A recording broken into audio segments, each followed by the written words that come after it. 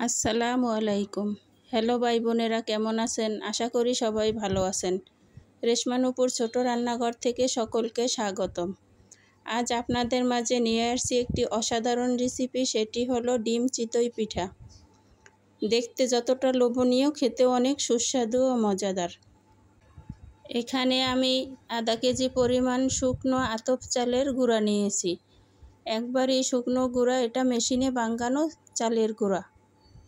অনেকেই বলে পিঠা হয় না, কিন্তু ঠিকমতো ঠিক নিয়মে বানালে পিঠা গ্যাসের চুলায়ও হয়। এই যে দেখেন, এখানে আমি এখন পরিমাণ মতো লবণ দিয়ে নেব। এদিকে আমি চুলায় একটা পাতিলে পানি দিয়েছি। দেখেন পানি থেকে ধোঁয়া উঠতেছে। হালকা কুসুমের থেকে একটু বেশি গরম হবে। এই পরিমাণ পানি নিয়ে আমি ব্যাটারটাকে বানিয়ে নেব। পানি একেবারে দেওয়া যাবে না, অল্প অল্প করে পানি দিয়ে ব্যাটার বানাতে হবে। এই যে দেখেন, আমি অল্প করে পানি দিয়ে ব্যাটারটাকে বানিয়ে নিচ্ছি। আর একটু পানি লাগবে, আমি আবারও দিয়ে নেব। পানি দেওয়ার সাথে সাথে নাড়াচাড়া করে মিশিয়ে নেবেন, নয়তো দলা পেকে যেতে পারে। খেয়াল রাখবেন পানি যেন বেশি না হয়। আমার ব্যাটারটা বানানো শেষ। দেখেন কতটা ঘনত্ব বানিয়েছি। আমি বারবার নেড়েচেড়ে আপনাদেরকে দেখাচ্ছি।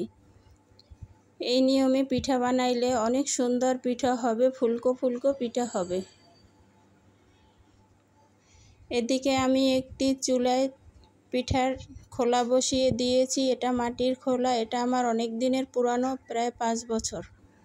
এখানে আমি দিয়ে দিলাম অল্প কিছু লবণ। লবণটা দিয়ে আমি সুন্দর করে নেড়েচেড়ে চারিদিকে লাগিয়ে দেব। একটি কাপড়ের সাহায্যে আমি লাগিয়ে নিচ্ছি। দেখেন, আপনারাও বানালে এমন করে লাগিয়ে নেবেন। এখন আমি লবণগুলো তুলে ফেললাম। এখন দিয়ে দিলাম ব্যাটারটা পরিমাণ মতো, দিয়ে ডেকে রাখবো। ডেকে কিছুক্ষণ রেখে দেই, দেখি এটার ভিতরে কীরকমের পিঠা হয়।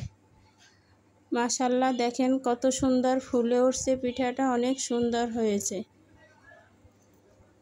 এখন আমি তুলে নিচ্ছি। লবণ দেওয়াতে পিঠা একবারই এরকমের খোঁচা দেওয়ার সাথে সাথেই উঠে যাবে। আমি এই পিঠা একটা বানিয়ে নিলাম। দেখেন কত সুন্দর হয়েছে, পোড়াও লাগেনি।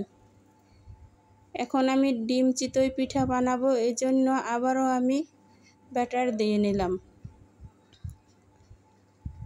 এখন আমি দিয়ে দিচ্ছি একটি ডিম। ডিমটা সুন্দর করে দিবেন যাতে চারিদিকে না পড়ে। এখন দিয়ে দেবেন অল্প পরিমাণে লবণ। লবণ দিয়ে ডেকে রাখলাম। দেখেন অনেক সুন্দর হয়েছে পিঠাটা। এখন আমি তুলে নিচ্ছি। এখানে আমি আরও একটা পিঠা বানিয়ে দেখাচ্ছি আপনাদের সুবিধার্থের জন্য। এই যে আমি আরও একটি ডিম দিয়ে দিলাম। এখন দিয়ে দিলাম লবণ, দিয়ে ডেকে রাখবো। মাশাআল্লাহ, খুব সুন্দর হয়েছে পিঠাগুলো। দেখেন দেখতে যতটা লোভনীয়, খেতেও অনেক সুস্বাদু ও মজাদার। আমার ভিডিওটা যদি ভালো লেগে থাকে অবশ্যই লাইক কমেন্ট শেয়ার করে দিবেন। নিত্য নতুন ভিডিও পেতে আমার চ্যানেলটাকে সাবস্ক্রাইব করে রাখবেন। আবার দেখা হবে নতুন কোনো ভিডিওতে। এ পর্যন্ত ভালো থাকবেন, সুস্থ থাকবেন। আল্লাহ হাফেজ।